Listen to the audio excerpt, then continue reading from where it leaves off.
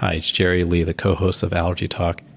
We had a very interesting long conversation with Dr. Brian Vickery about peanut oral immunotherapy. So we decided to split the episode in two parts. The first one will be about Brian's own personal history and experiences with this growing field.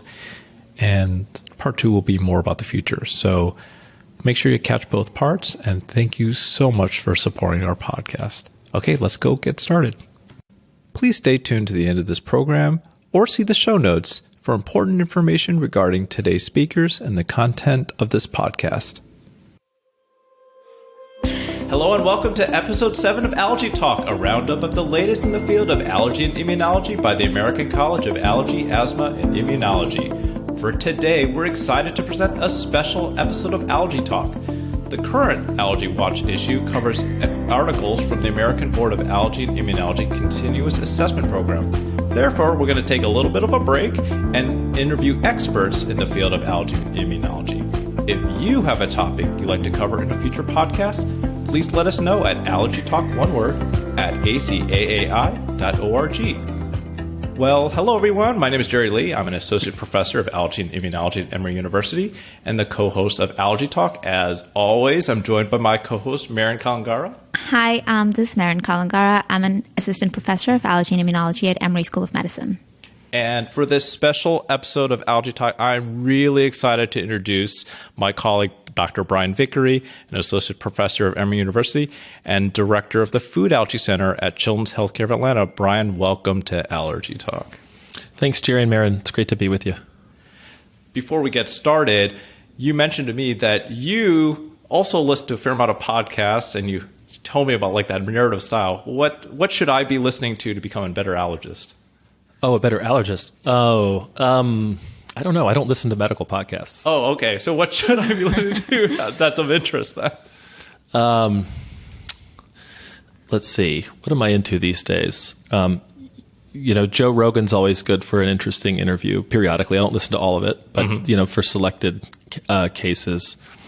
I like Preet Bharara's podcast. Oh, I don't know that one. So Preet Bharara was a federal prosecutor. Right. Okay. And I didn't realize he had a podcast. Yeah, he has a great podcast. So he sort of analyzes the news of the day with respect to, the legal framework of what's going on in current events. And it's really interesting. He's a smart guy and he has interesting guests. What else? Oh, with respect to medicine and biotech, there's a great podcast called Tectonics. Which recently featured Kari Nadeau. Oh, wow, great! So it's about all things biotech, drug development, but it so happens that they interviewed Kari about sort of the unmet need in food allergy, and she tells her life story about how she grew up on a houseboat and all the stuff I didn't know about her. Oh, that's so neat. Yeah, and that's a great one. Okay, well, I have to definitely check that out. All right, so should we get started? Sure, let's get started. Okay, so how did you become interested in food allergy in the first place? Well, I didn't even know I was going to be an allergist. I was taken by pediatrics immediately. I knew I wanted to work with kids. But one of my mentors in medical school was a pediatric cardiologist, and that's what I was sure I was going to do. I got to residency. I was sure I was going to be a pediatric cardiologist. And then as I got into training, I really enjoyed the critical care unit, where there were a lot of kids with cardiac problems, but then also other problems, and I was sure I was going to be an intensivist.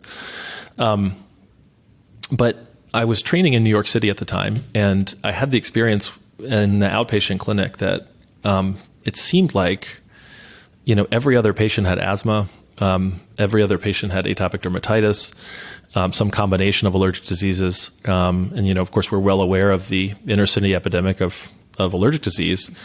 And we had a part-time allergist on staff who was not readily available. So to take care of these patients, I had to teach myself, allergy and asthma. Right. Because of the demand, the need in clinic. And the more I read about it, the more fascinated I got about it. That we don't understand why this is happening, and that we have treatments of some utility, but there were a lot of what we now refer to as unmet needs or gaps. And so it was sort of a gradual thing, but over time, I just sort of realized, like, I think this is how you pick a field. Like, I enjoyed reading about it. I enjoyed taking care of those patients. It was sort of very stimulating to try to, delve deeper and understand a little bit more. And as a curious person, you just see all these unknowns. Right. And so a lot of it came out of the fact of just wanting to do better by patients, wanting to be able to answer questions that we can't answer. And that's how I got into allergy. And then, within that, food allergy to me is just fascinating because it's so bizarre. The idea that, a bite or two of the wrong food can send a healthy person into a life-threatening situation in a few minutes, not because the thing that they ingest is particularly bad for them. It's that their immune response just goes haywire. For reasons that we don't understand, and which is incredibly common and getting more common from the point of view of like evolutionary fitness. That makes no sense. Right. Why this would be. Sure. And so I just got profoundly interested in this as a cause of anaphylaxis that was bizarre. And how about immunotherapy in particular? Well, I guess immunotherapy came from the place of wanting to do better by patients. So my background in training was in the lab. So I was fortunate to work on a project in animals trying to better understand how dendritic cells talk to T cells in response to peanut allergen, and how that might ultimately affect the mechanism of a vaccine that was being developed at the time that ultimately did get to phase 1 trials in humans. But it was a very immersive basic science experience, which I loved. I learned a ton about immunology. I also learned that I had no future as a lab-based investigator, and always had wanted to work in humans anyway. And so I was fortunate to be recruited on the basis of that experience and having gotten to know some of the investigators in the field by Wesley Burks to Duke, which was my first faculty job. And I mean, Wesley is an amazing, amazing person. I still count him as a mentor to this day. And this was around the time his group was really getting deeply involved in immunotherapy. So it was a natural opportunity. Yeah, I'd love to hear more about those early days of oral immunotherapy. What was the thinking behind that time on how to tackle this problem? Yeah, I mean, I think everybody sort of tends to go back to the attempts at subcutaneous immunotherapy with peanut extract in the late 90s, and the realization that was not going to be a viable way forward, and what else could we do? And I think, Wesley saw the literature of, dating back 100 years of patients having been desensitized orally, and then tried to apply some real scientific rigor to that concept. Like, does this really work? Can we really do it? And so did some pilot studies to show that it was feasible and that it seemed that you could desensitize people. Began to collaborate with Stacy Jones in multi-center trials to sort of expand beyond a single center. Started to put some control groups in it, recruit decent sized samples, and actually start to show like there seems to be something here, and obviously has led to where we are now, where we're really on the verge of having potential treatments. But I recall that one of the holy grails that was out of reach was sustained unresponsiveness. And I'd love to tell you to talk a little about that K Award study that you did. And the whole UNC Duke thing and Devil, you have to explain that also. Yeah. So as a sidebar there, I was so fortunate to meet Wesley and for that to lead to a recruitment to come to Duke. I didn't expect that to happen. I mean, it was just career defining in so many ways, and I'm so fortunate. I knew that he would eventually get recruited to be a chairman. He was a division chief at that time, and obviously was a very distinguished person, and I knew that people would come after him. I never expected that he would get recruited to an institution 10 miles down the road. And that was an amazing experience to go from Duke to UNC. We moved, we had about 25 protocols at that time that were active, involving human participants. And the doses for the projects were being produced in his laboratory. And these are doses that need to be taken every day. So you can't just shut the lab down for 6 months.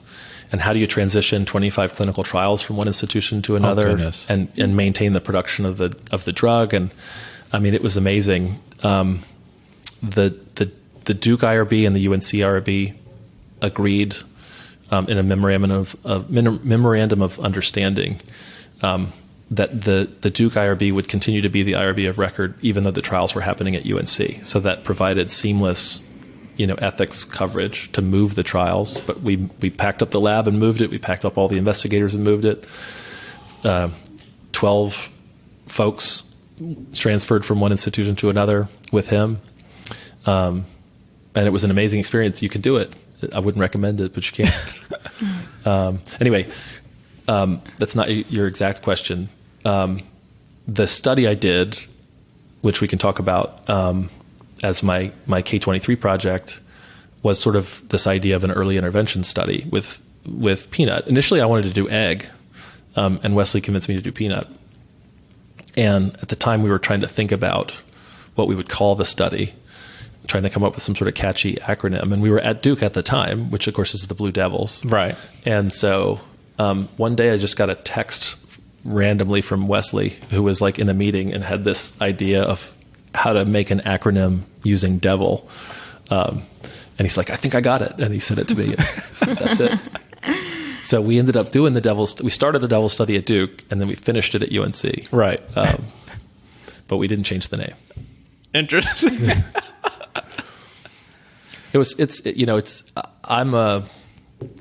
I grew up in Atlanta. I'm an SEC football fan. Went to Georgia. So my sense of rivalry is Georgia, Florida, which is tomorrow, Auburn, Alabama, that kind of thing. Your mentor made you do it. Let me tell you, Duke UNC is a rivalry of a totally different kind. I mean, that is an intense rivalry. When we left, about half of the folks were like, you've sold your soul. What are you doing? Oh my goodness, you sold your soul. Yeah. And the other half were like, you've finally seen the light. What took you so long? But going back to Jerry's first question, where do you think we are right now with sustained unresponsiveness?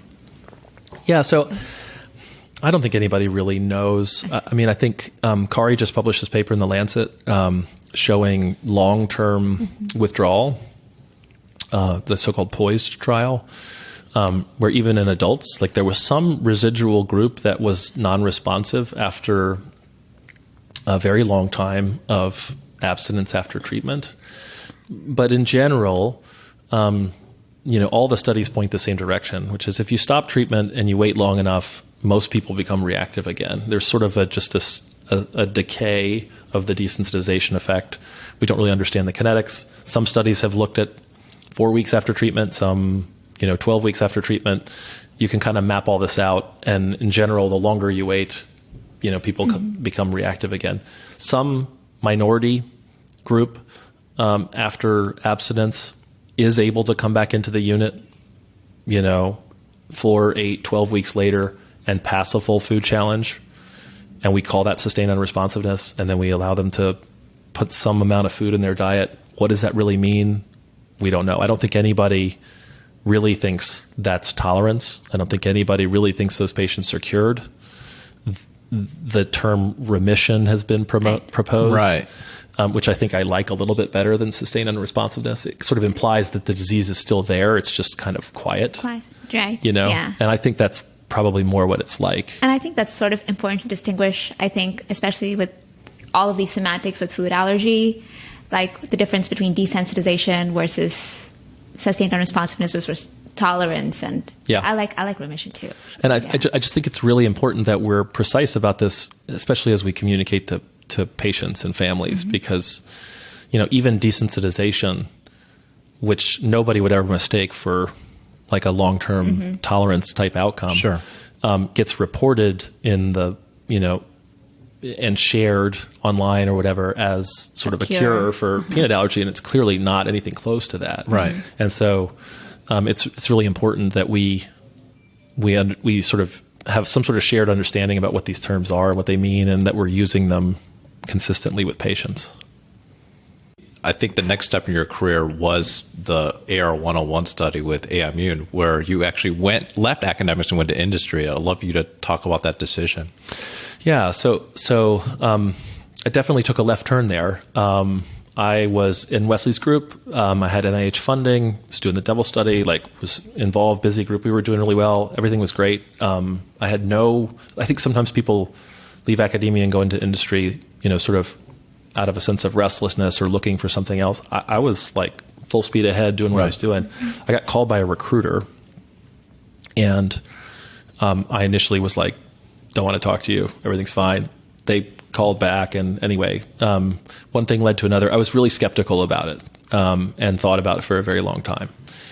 And the recruiter was good at her job, and she got me to take a phone call, which was an interesting phone call. And then the bigger step was to get me to go take a visit, which I did after thinking about it for a very long time. Again, I was very reluctant. We come up in this sort of culture that going to industry is like, selling out, selling your soul. You're going to the dark side. And people don't do that, when they're proper academics and so on.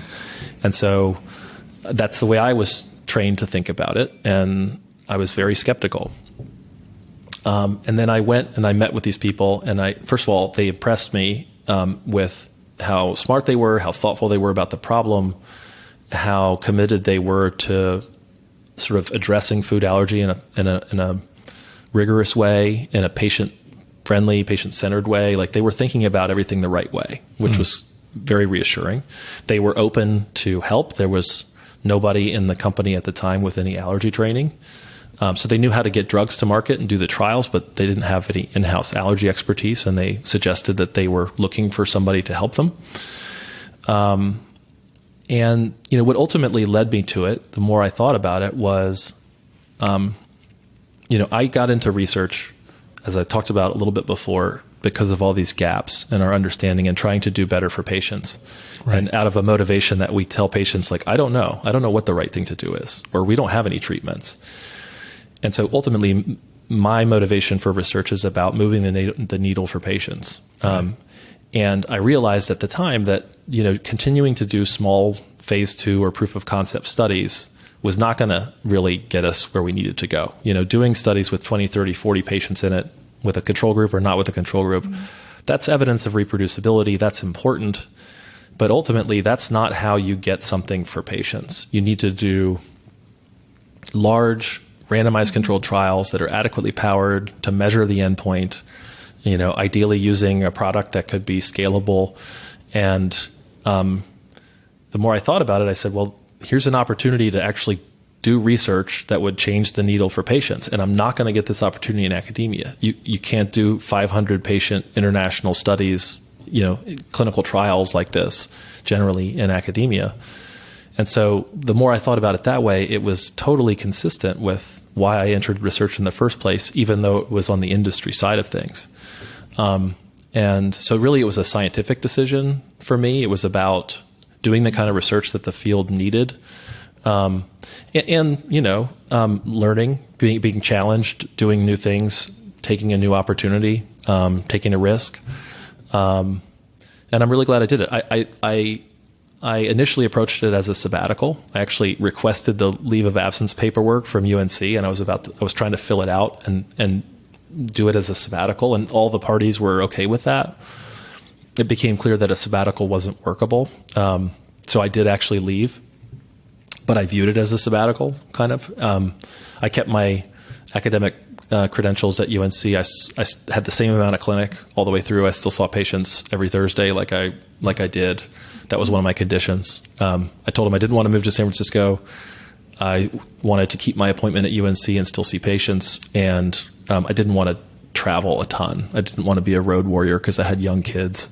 And they were okay with that. So I continued my academic practice. I still saw patients and interacted with my colleagues. And then I still did clinical research, just in a different way. And, it was a great experience. But I think around this time is when peanut oral immunotherapy research became an investigational new drug and not just something that we just pick up from the refrigerator. So I guess when did we see that sort of requirement for research? So that's a great question. So the precedent was actually set to my knowledge, the precedent was set in 2011. So it was at that time that Wesley proposed doing a randomized placebo-controlled trial. So the first peanut OIT study that he published that was like kind of the big splashy one was Stacy Jones' paper in 2009 in JACI, and that was an open label study. Then from that you sort of conclude, well, you need to do a proper like RCT with a placebo group, and that study ended up becoming what was published by Pooja Varshney, the Varshney study. So he got NIH funding to do the placebo-controlled trial. It was an R01 that helped support that. And it was around that time with federal funding to do a placebo-controlled study that various stakeholders began to get involved and say, well, what actually is going on here? This looks like you're using a therapeutic drug substance to achieve like a clinical change in patients. And if you look at the statute, it pretty clearly meets the definition of a drug according to the FDA. The FDA has food and drug in the name. Mm-hmm. They have clear rules on when is a drug, when is a food, when is a food that's used for therapeutic intent a drug. Things like, nutritional supplements and other things that might be considered in different classes. Like they have rules about that. Right. And they ruled back then that if you use an agricultural food product with the intent to treat, prevent, or cure disease, and it has a biological effect on the body, that's our definition of a drug, and it should be subject to IND requirements. And so Wesley had to then learn how to write an IND and get it approved and manufacture a drug in his lab. And at one point he held 5 different INDs. Like he had to develop all this regulatory expertise to manufacture all this stuff. It's really an amazing amount of work. Manufacture? Yeah. That's the term of art for like taking a bag of starter material, peanut flour, and turning it into a dose for a patient is, referred to as manufacturing. I mean, it's not really, even if not a lot happens to it, and that manufacturing implies that you're sort of changing it in some kind of way. But even if you're just sort of aliquoting it out, there are a number of steps that have to be done to make sure, for example, it's free of microbial contamination, that there's nothing growing in it, that what is in it is what you say it is. So you have to establish that there's allergenic material in there, and that there are major allergens that are measurable, and that the amount from lot to lot, from dose to dose, is very consistent. And there are all kinds of standards that you have to agree to with the FDA in partnership to show that the dose ultimately that the patient gets is what you say it is and has what's in it what you say it is. And so he had to develop all these methods, and the lab does that. They actually have a GMP facility. Kari Nadeau has one at Stanford. I think Carla Davis has one in Houston. Other people might have others. I'm not suggesting those are the other ones, but there is a set of methods around this that lead to the production of a drug-like substance, that all of which is codified in the IND. Oh, goodness. Interesting. Yeah.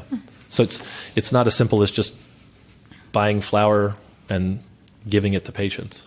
Because of these regulations of what to do research under an IND. Yeah, because it's again, the FDA says, look, this it may be derived from peanut, yes, but you're using it for the purpose of treating a disease, and it has an effect on the body, and there's a clinical outcome that comes out of that, and that is very consistent with our guidance on when, what identifies a drug, and so that's been the precedent ever since, and I happen to agree with it, actually.